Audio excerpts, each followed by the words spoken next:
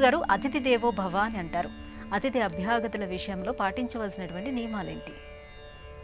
ఆచార్య దేవో భవ, అతిథి దేవో భవ, యాన్యనవద్యాని కర్మాణి తాని సేవితవ్యాని నో ఇతరాని యాన్యస్మాకం సుచరితాని తాని త్వయోపాస్యాని అనే వేద ప్రమాణంలో ఒకానొక వేదవాక్యం అతిథి దేవో భవ అని.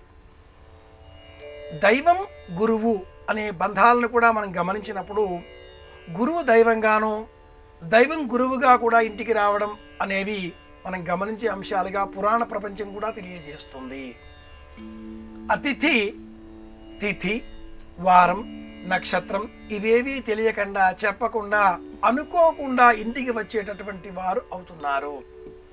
హఠాత్తుగా ఎవరో ఇంటికి వస్తే అలాంటి వారిని విష్ణు స్వరూపంగా దైవానికి ప్రతినిధిగా ప్రతీకగా సంకల్పం చేసి అలా మనసులో గుర్తించి వారిని ఇంటిలోనికి రప్పించి కూర్చుండజేసి సమస్త ఉపచారాలు చేసినట్లయితే, అర్ఘ్యపాద్యాదులు అందించినట్లయితే అతిథి ఆనందించి మన సంకల్పాన్ని గ్రహించి కోరికలు తీర్చే విధంగా మాటలతో మనలను ఆశీర్వదిస్తాడు లేక ఆశీర్వదిస్తారు.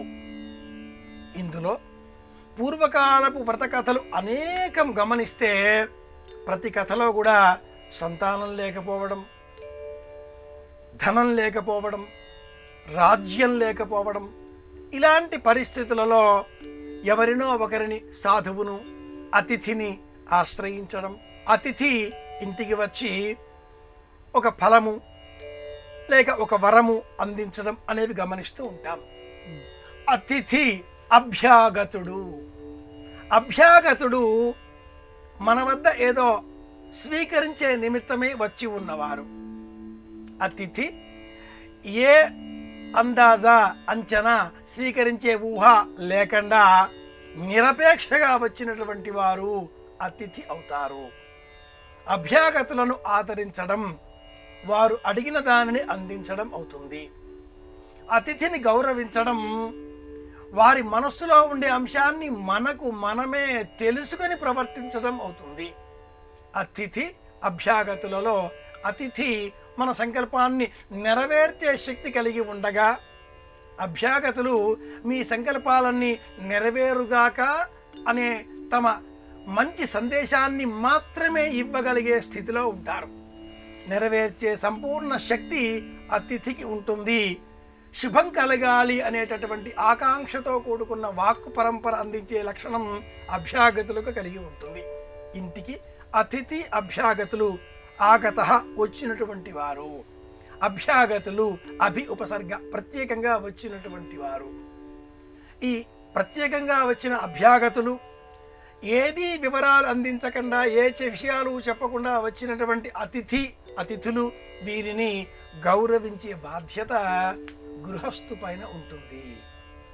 మన వద్ద ఉన్నా ఉండకపోయినా ఎంత ఉంటే అంత, ఏది ఉంటే అది, అందులో కొంత అంత మొత్తంగానైనా అతిథి అభ్యాగతులకు అందించాలి అనేటటువంటి ధర్మాన్ని భాగవతం బోధిస్తుంది.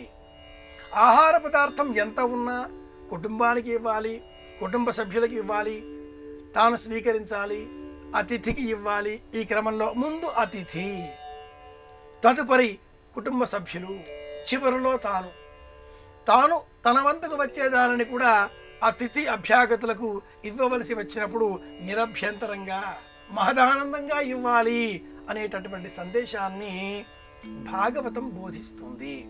కనుక అతిథి అభ్యాగతులను ఆదరించడంలో భారతీయ సంస్కృతి చాలా గొప్పది, విశేషమైన సంస్కారాన్ని కలిగి ఉన్నది.